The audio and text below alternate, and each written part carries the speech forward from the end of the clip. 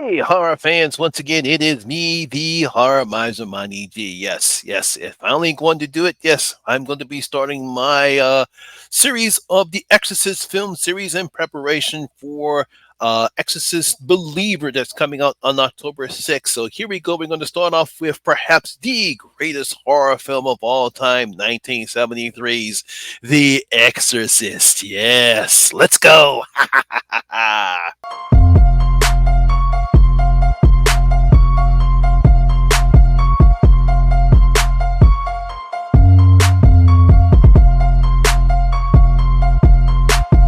Don't fuck with them hoes. Now, The Exorcist is a 1973 American supernatural horror film that was directed by William Friedkin. It was written by William Peter Bradley, based upon his 1971 novel of the same name. The film stars Ellen Burstyn, Max von Sydow, Jason Miller, and Linda Blair. Now, in this movie, when a young girl is possessed by a mysterious entity, her mother seeks the help of two priests to save her daughter and her soul. Now, horror fans, first of all, I'm a kid from the 70s. I grew up in the 70s. So, thinking about the time when I went to see The Exorcist in theaters, I really wasn't prepared for the reaction the audience would have for this film, including myself. I mean, before The Exorcist was released in 1973, there really was no horror films like The Exorcist. I mean, you never seen a horror movie like this before. And as I talk about this film, you're going to see why. I mean, prior to The Exorcist coming out in 1973, the horror movies that came out during the 70s were like, Steven Spielberg's Duel. You had Willard and Let's Scare Jessica to Death. You have those type of horror films, but nothing of those films were nothing compared to The Exorcist. Willard was about a bunch of rats. Duel was kind of like the precursor to Jaws. And Let's Scare Jessica to Death was typically more of a psychological thriller than an actual horror film. At the time The Exorcist was released, many movie critics considered 1960's Albert Hitchcock's Psycho or Roman Polanski's 1968's Rosemary's Baby as the greatest horror film of all time, because at that particular time, those were type of films that you didn't see as far as horror is concerned. But I believe no one, and I truly do mean no one, was prepared to see what the filmmakers had created when they sat down and began watching this film, because that's what we all did. I mean, there was word of mouth at the time when I went to go see this film. A lot of people were talking about, have you seen The Exorcist? You really got to go see this film. Because obviously during the 70s, there was no social media back then. We didn't have Facebook. We didn't have Black Planet. There was no internet in the 1970s. It was simply just word of mouth. And because of the word of mouth, people were going around saying, have you seen The Exorcist? You really got to check this film up. You haven't seen anything like it. So people were going to the theater trying their best to see this film. And yes, the lines were crowded when they went to go try to see this film. Now, when watching the film, you have to understand this is a simple story as we see Chris McNeil, an actor starring in the film being directed by her friend Burke Dennings, living in Georgetown, D.C., and caring for her 12-year-old daughter, Reagan. Now, as the film progresses, Regan begins behaving violently to her while her health deteriorates, though the doctors can't find anything wrong. They go through this series of batteries of tests and they really don't see anything wrong. They think something's normal, but all the while she's acting out, she's throwing F-bombs, she's crashing up the store, and there's obviously something wrong with this girl. This will eventually lead Chris to have two priests come over and perform an exorcism in order to save Reagan, who claims she is now possessed by the devil. Now, that right there, that's just a brief example about what the film is. I'm pretty sure most people have seen The Exorcist before now. I'm really not going to spoil anything about it. But I'm just basically talking about that's just the easy way, the premise to explain The Exorcist. And as I stated before, the story is simple. It's the journey of what makes this horror film one of the scariest horror films of all time. And I believe that because there are plenty of scenes that happen during the film that at the time we have never seen before in a horror film.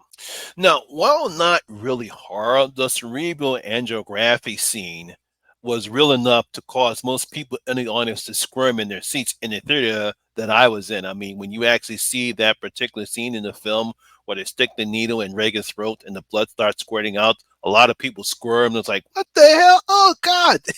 People are already freaking out, and we haven't really gotten to the horror element of the film yet. I mean, back then, no one saw a child throw out F bombs or simulate masturbating in a horror film. So that scene when Reagan does that to the doctors was very shocking. I mean, now, I think one of the best way to talk about that is in Macaulay Culkin in The Good Son. You know, he was part of the Home Alone. He was a nice cooking kid, and then when he gets cast in The Good Son, he says, "Don't fuck with me" to Elijah's character in The Good Son. You know, it's like, wow, Macaulay Culkin throwing f bombs, but we never saw that in the film when The Exorcist. To see a child actor throw out f bombs was something else. And then it's the scene after Chris's conversation with Lieutenant William Kinnaman that really got the audience up to arms. And I'm not talking about the spider walk neither, because that was not in the film. That comes later on in the director's cut of the film. Now, it was bad enough seeing Reagan stab herself in the groins with the crucifix, but the head turning scene really freaked out half the audience. I mean, really, really freaked them out. Now, I'm going to be saying this a lot because you have to understand back in 1973, no one had ever seen anything like this in a horror movie, let alone in any type of movie. And actually seeing people really just leaving the theater, some people even throwing up, or some people really screaming out loud, was an incredible experience. I mean, that was something else to be a part of. Now, of course, the exorcism itself was very brutal and intense, and that's mainly due to the performances of Max Van Sydow and Jason Miller. They really, really, really drive home the exorcism because of their performances. I mean, looking back, everyone was receiving credit for the great job that was done on this film, you know, from Friedkin's direction, Blady's script, you know, all the actors from Ellen Bernstein, Linda Blair, especially Linda Blair, and everyone that was in the job, they all did a good job in their performances, and they got praise for that. There is one person who deserves credit, and that's actress Mercedes McCambridge, who provided the voice of the demon who possessed Reagan. Because you have to understand, at the time, we never saw anything like this before, and her voice that she uses as the demon was very creepy, terrifying, and some people said it was evil. I mean, she really did a great job of making Regan very scary and frightening, especially during the exorcism scenes. I mean, you really have to give her credit because her voice really drives home the evil part or the terrifying part of this film. Now, it's funny because the film actually received mixed reviews from critics when it first came out. However, thanks to word of mouth, just like I said before, people started lining up around the block, standing in the cold and the freezing weather, because you have to understand this film was released on December 26th of 1973, the day after Christmas, and they wanted to know if the stories were true. What they heard about the movie was true. Because like I said before, people were just telling everyone, you got to see this film. You never seen anything like it. This people just really want to see this film. And like I said before, um, seeing everyone standing in line, because they didn't have multiplexes back in the 70s.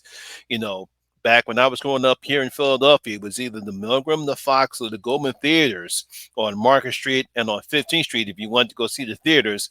And all those people were lining up to go see The Exorcist. You really had to stand in line for a long time for you to get a chance to go see it. It happened the same thing in Jaws as well, too. Because of how famous and how great this movie is, the cultural impact of this film helped it become the first horror film to be nominated for an Academy Award for Best Picture.